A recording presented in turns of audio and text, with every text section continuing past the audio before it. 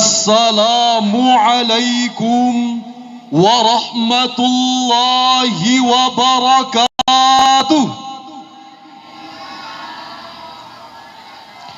Alhamdulillahilladzi khalaqan nasa bi suratin mukhtalifah wa qabilatin mutanawwi'ah.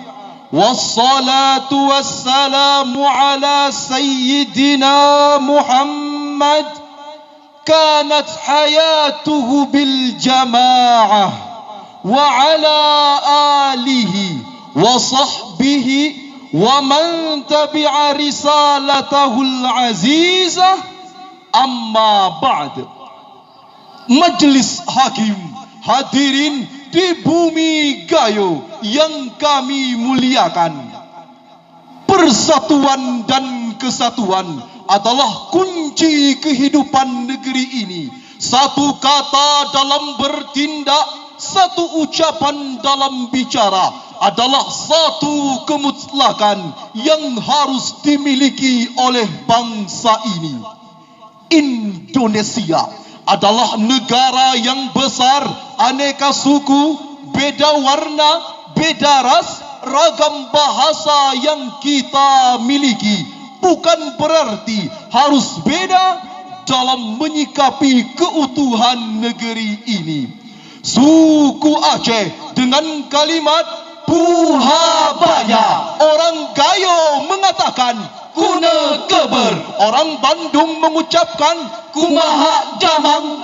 Itu warna bahasa yang semakin menunjukkan kekuasaan Allah terhadap Indonesia yang dibungkus dengan Bhinneka Tunggal Ika. Namun hadirin, kenyataan yang terjadi kadang berbanding terbalik dengan potret kehidupan bangsa ini. Nasionalisme yang didengungkan oleh para pahlawan terdahulu sudah mulai tercabik dikarenakan beda suku. Keberagaman yang disuarakan oleh para ulama terdahulu sudah mulai punah dalam hati anak bangsa. Fanatisme buta, sikap primordial, merasa daerahnya paling mulia muncul ke permukaan. Isu SARA kembali muncul di media sosial. Masih terekam dalam memori kita hadirin pada awal Februari tahun 2021, kenangan duka kekerasan antar etnis Dayak dan Madura kembali terjadi di Kalimantan, tepatnya di Kutai Barat. Ratusan anak negeri menghembuskan nafas terakhir di tangan saudaranya sendiri. Dilatar belakangi oleh hal tersebut, izinkan kami pada kesempatan kali ini mengangkat sebuah topik syarahan dengan judul Membangun Persatuan dalam Keberagaman, Upaya Mewujudkan Indonesia Bermartabat. Sebagai referensi awal syarahan kami, kitab suci Al-Quranul Karim, surah Al-Hujurat ayat 13, Allah berfirman, A'udzu billahi minasy syaithanir rajim.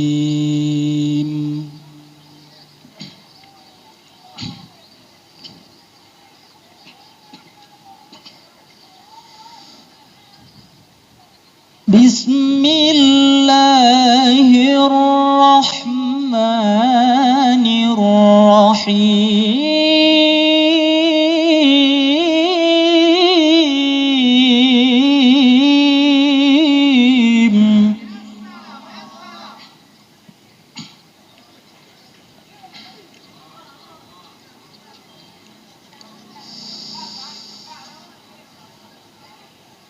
Ya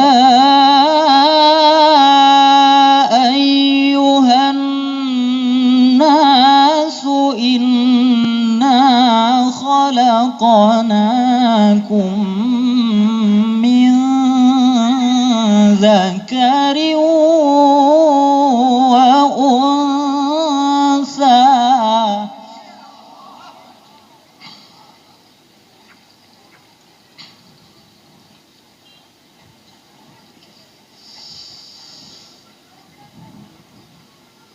وجعلناكم شعوبا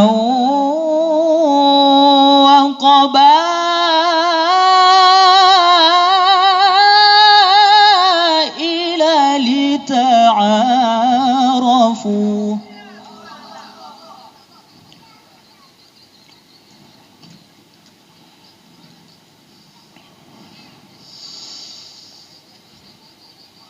إن أكرمكم عند الله أتقاكم إن الله عليم خبير.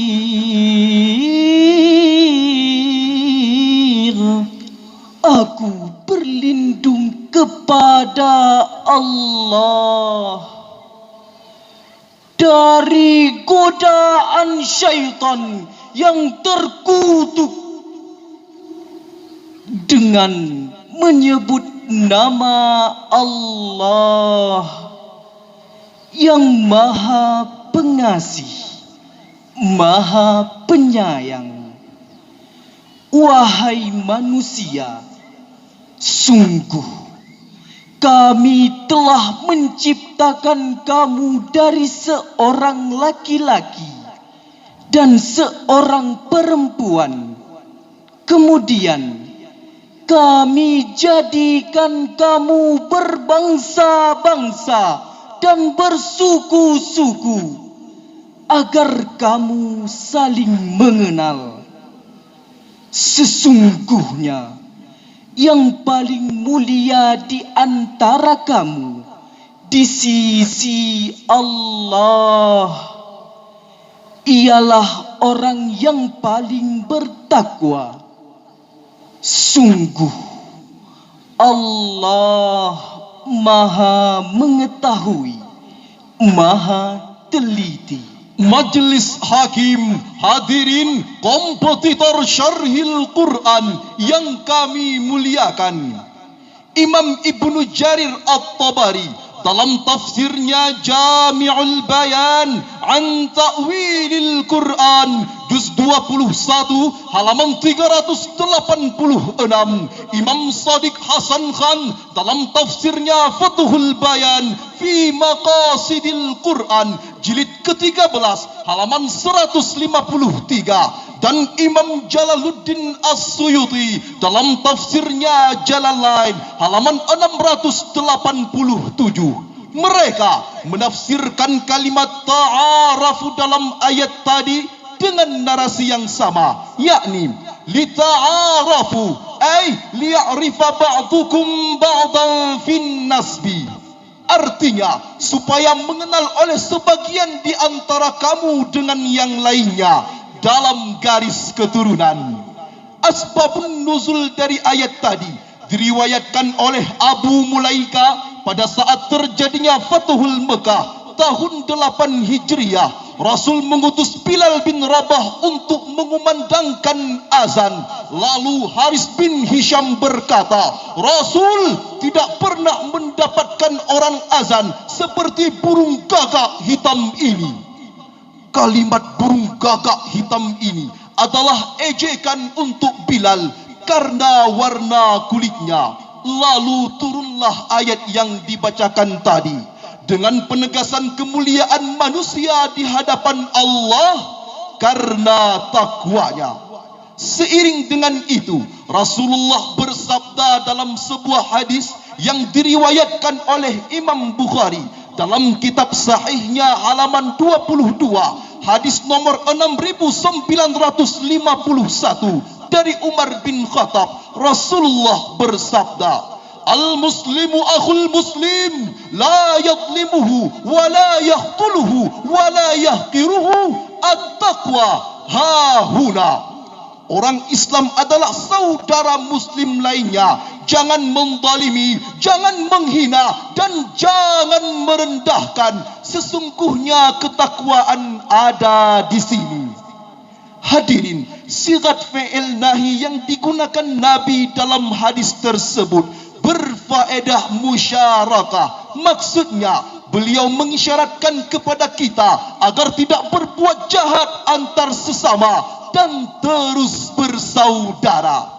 Di sisi lain, meskipun para ahli tafsir berbeda pendapat, tapi mayoritas mereka sepakat dengan konsep al-musawah, bahwa manusia berposisi sama di hadapan Allah tanpa membedakan tahta, kasta dan suku bangsa. Biarkan kita berbeda, adat yang tak sama, ragam bahasa yang kita miliki. Yang sama jangan dibedakan, yang beda jangan disamakan. Karena perbedaan menjadikan kekuatan menuju Indonesia bestari, sekaligus harmonisnya kehidupan di tengah negeri yang multikultural.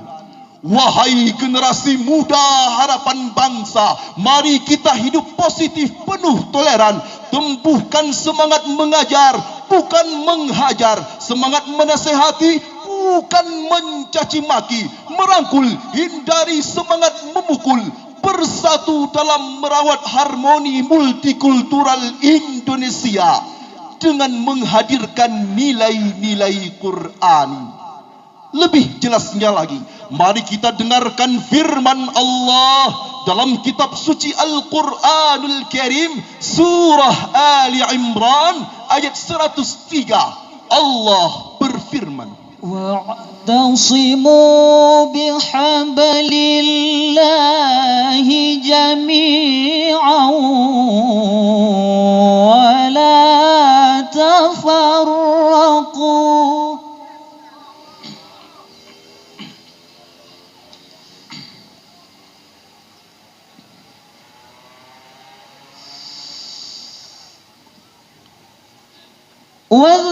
واذكروا نعمة الله عليكم إذ كنتم أعداء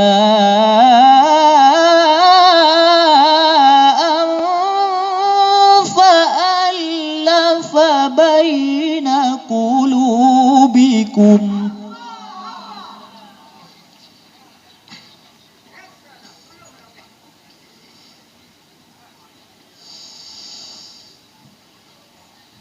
فألف بين قلوبكم فأصبحتم بنعمته إخوانا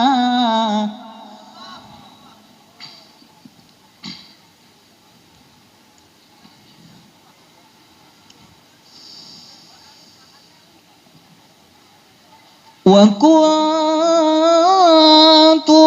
على شفا حفرة من النار فأنقذكم منها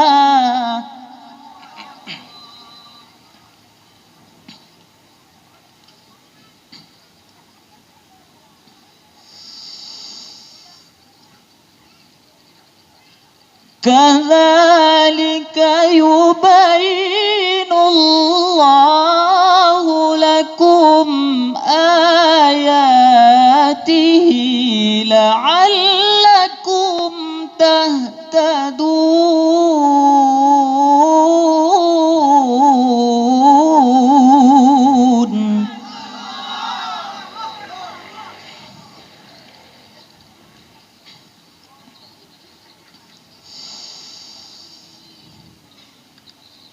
كذلك يبين الله لكم آياته لعلكم تهتدون.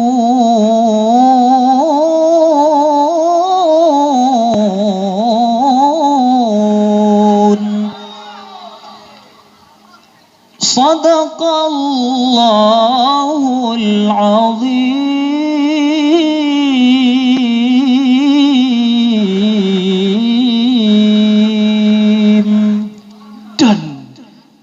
pegang teguhlah kamu semuanya pada tali agama Allah. Dan janganlah kamu bercerai-berai. Dan ingatlah nikmat Allah kepadamu ketika dulu kamu bermusuhan. Lalu Allah mempersatukan hatimu sehingga dengan karunia-Nya kamu menjadi bersaudara. Sedangkan ketika itu kamu berada di tepi jurang neraka. Lalu Allah menyelamatkan kamu dari sana. Demikianlah Allah menerangkan ayat-ayat-Nya kepadamu agar kamu mendapat petunjuk. Maha benar Allah yang maha agung dengan segala firman-Nya. Majelis Hakim, hadirin yang kami muliakan, asbabun nuzul dari ayat tadi sebagaimana yang disebutkan oleh Imam Al-Baydawi dalam tafsirnya jilid kedua halaman 31, bahwa suku Aus dan Khazraj adalah dua saudara, namun anak keturunannya mengalami permusuhan selama 120 tahun sampai Allah memadamkan api di antara mereka dengan perantara agama Islam. Hadirin, hal tersebut sangat relevan dengan penafsiran Imam Jalaluddin As-Suyuti dalam tafsirnya Jalalain halaman 81. Wala tafarraqu ay ba'dal Islam. Maksudnya Allah menghadirkan Islam sebagai solusi menghindari perpecahan.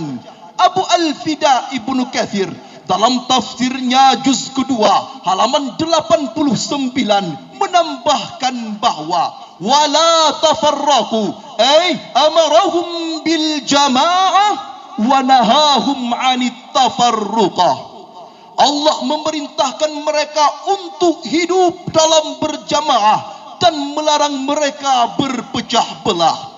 Dikuatkan oleh pendapat Imam Al-Baydawi dalam tafsirnya Anwarut Tanzil wa Asrarut Ta'wil jilid kedua halaman 31. Beliau menjelaskan, wala tatafarraqu 'anil haqq biwuqu'il ikhtilafi bainakum. Jangan bercerai-berai dari jalan kebenaran dengan sebab adanya perbedaan di antara kalian. Hadirin, uraian tersebut mengisyaratkan kepada kita bahwa negeri ini indah karena persaudaraan, Nusantara ini berkah karena keberagaman. Tidak mungkin kita sama satu penampilan, satu selera dan satu budaya. Indahnya multikultural Indonesia. Tidaklah keliru jika Indonesia disebut sebagai salah satu laboratorium kehidupan multikultural di dunia, karena negara kita hidup dalam kedamaian meskipun memiliki nilai keberagaman yang sangat tinggi dalam hal suku, agama dan budaya. Namun kita tetap bersatu dan tak berseteru, kuat dan sepakat menuju Indonesia bermartabat. Majelis Hakim, hadirin yang kami muliakan, demikian syarahan yang dapat kami sampaikan. Kesimpulannya ialah, pertama, keberagaman adalah sebuah keniscayaan dalam kehidupan manusia. Perbedaan harus memicu lahirnya rasa ingin bersaudara dengan cara pengenalan antar sesama. Kedua, Islam mengajarkan kita untuk bersatu padu dan hidup bersama, seirama, satu rasa dan satu asa, serta tinggalkan perbedaan yang ada dan terus merajut keberagaman walaupun di tengah persatuan Indonesia. Akhirnya telah lama hati mendamba untuk bersuadi benar meriah, walau berbeda adat dan budaya. demi Indonesia kita merajut ukhuwah. Hasbunallah, wassalamu alaikum warahmatullahi wabarakatuh.